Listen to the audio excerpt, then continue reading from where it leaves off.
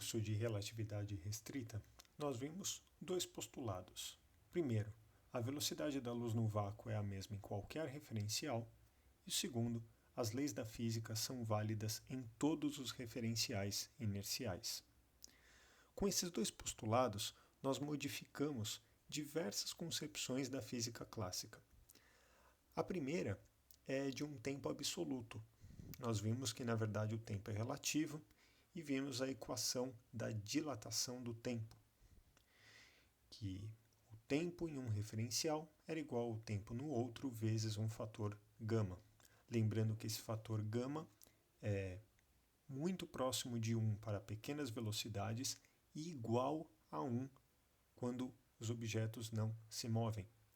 Ou seja, um gama extremamente pequeno, extremamente próximo de 1, mostra o porquê para pequenas velocidades o tempo é igual em todos os referenciais. Nós vemos como consequência também o fenômeno da contração do espaço. Objetos parecem contraídos na direção do movimento, ou o espaço também aparece contraído na direção do movimento. Lembrando que para pequenas velocidades, esse fator gama é muito próximo de 1, e aí nós temos o comprimento em movimento igual ao comprimento em repouso. Vimos também uma modificação na equação da velocidade relativa.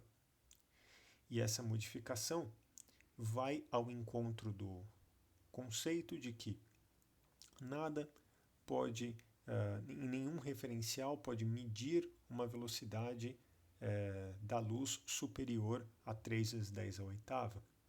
A gente não pode ver nenhum objeto se propagando uma velocidade superior à da luz. Então, nós temos esse fator aqui embaixo, destacado em vermelho, na equação da velocidade relativa. Para pequenas velocidades, essa fração aqui é muito próxima de zero, e aí a velocidade relativa vira VA menos VB, como a gente está acostumado na física clássica. Para que a lei da conservação da quantidade de movimento seja igual em todos os referenciais, nós vimos que a quantidade de movimento precisava de um fator gama aqui. Para pequenas velocidades, esse gama é igual a 1, e aí a quantidade de movimento fica igual a m vezes v, como estávamos acostumados na física clássica. E partindo dessa nova quantidade de movimento, a gente recalcula a parte de energia e concluímos que um objeto tem uma energia igual a m vezes c ao quadrado, mesmo estando em repouso, equação conhecida como equivalência matéria e energia. Então, todos esses termos aqui destacados em vermelho foram resultados trazidos pelos postulados da relatividade restrita.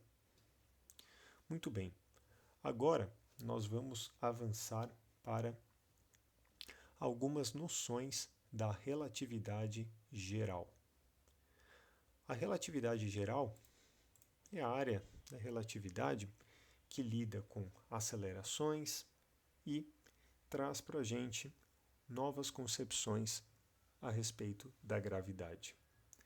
A relatividade geral ela tem um princípio chamado princípio de equivalência, que diz o seguinte: um referencial acelerado equivale a um campo gravitacional. Só isso. Tente imaginar o seguinte experimento. Você está num elevador no meio do espaço sideral e você tem uma maçã em sua mão e você abandona essa maçã. Bom, se você não está acelerando, você está no espaço, sem nenhuma força agindo sobre você, nenhuma força considerável agindo sobre você, você abandona essa maçã e ela vai ficar em repouso no seu referencial. Essa maçã vai ficar flutuando dentro do elevador que você está. Agora imagina que você ligue um sistema de jato-propulsão nesse elevador e ele começa a acelerar para cima com a aceleração de 10 metros por segundo ao quadrado. O que vai acontecer é que tanto você quanto o elevador vão começar a ganhar movimento na vertical para cima. E para quem está fora, essa maçã vai parecer parada até que ela toque o chão do elevador e comece a acelerar junto com ele. Mas no referencial de quem está dentro do elevador, essa maçã caiu. E ela caiu com uma aceleração de 10 metros por segundo ao quadrado, igual à aceleração que ela teria se tivesse sido abandonada na superfície da Terra. Ou seja, segundo o princípio de equivalência de Einstein, esse elevador aqui, no meio do espaço, acelerando a 10 metros por segundo ao quadrado para cima, equivale ao campo gravitacional de 10 metros por segundo ao quadrado, ou seja, o campo gravitacional terrestre. Tudo que eu observo no campo gravitacional terrestre, eu observo dentro desse elevador, e vice-versa. São dois sistemas de referência equivalentes. Então, o princípio de equivalência é o seguinte: um referencial acelerado equivale a um campo gravitacional. Tudo que eu observo dentro desse elevador acelerando, eu observo num campo gravitacional e vice-versa.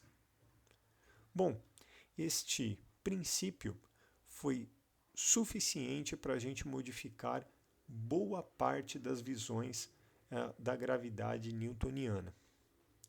Olha só, troque este elevador por um elevador muito acelerado, uma aceleração absurda, na ordem de, 10 elevado a 10 metros por segundo ao quadrado, um número muito elevado.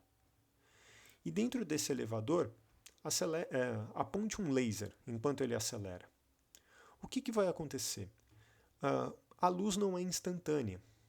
Ela tem uma velocidade limitada, 3 vezes 10 a oitava metros por segundo no vácuo.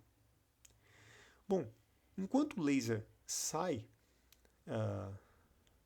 do aparelho, ele vai se propagando para a direita, enquanto o elevador vai ganhando velocidade para cima.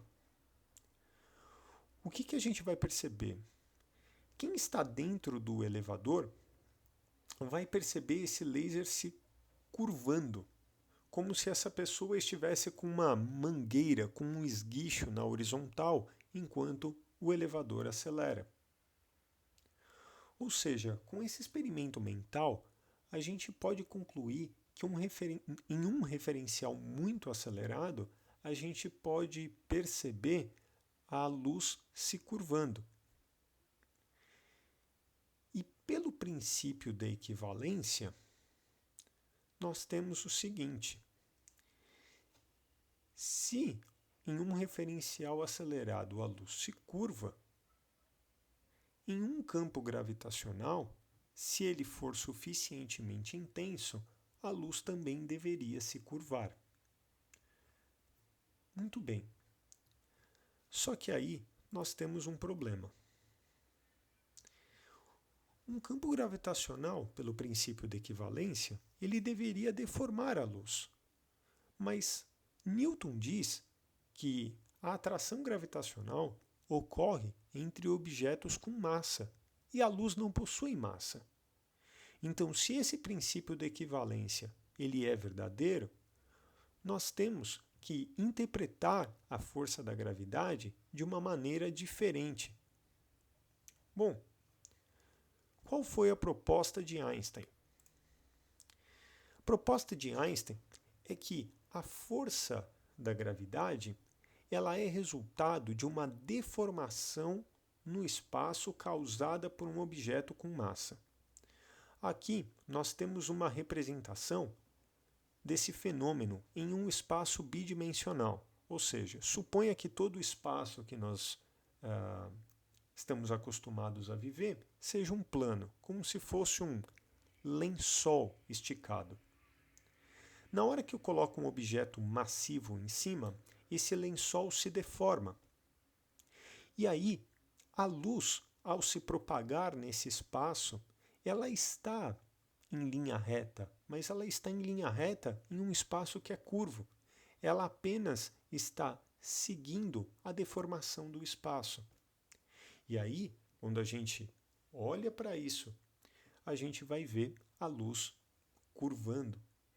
Mas, na verdade, no seu espaço ali, ela está apenas seguindo a curvatura que lhe foi imposta.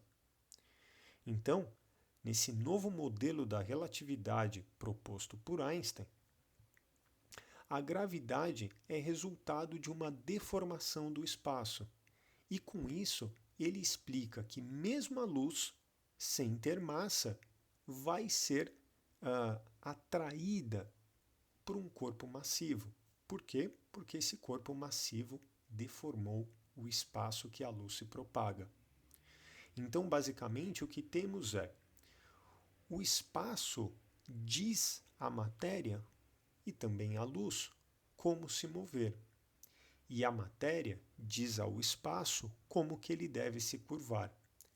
Então aqui nós temos uma representação de um corpo bastante massivo, pode ser aí equivalente a um Sol, e um astro girando em volta, que pode ser um planeta. Então, esse planeta ele está orbitando o Sol devido à deformação que o Sol causa no espaço ao seu redor. Essa é a nova interpretação que Einstein traz para a gravidade. Com isso, ele consegue descrever como que a matéria pode deformar a trajetória da luz.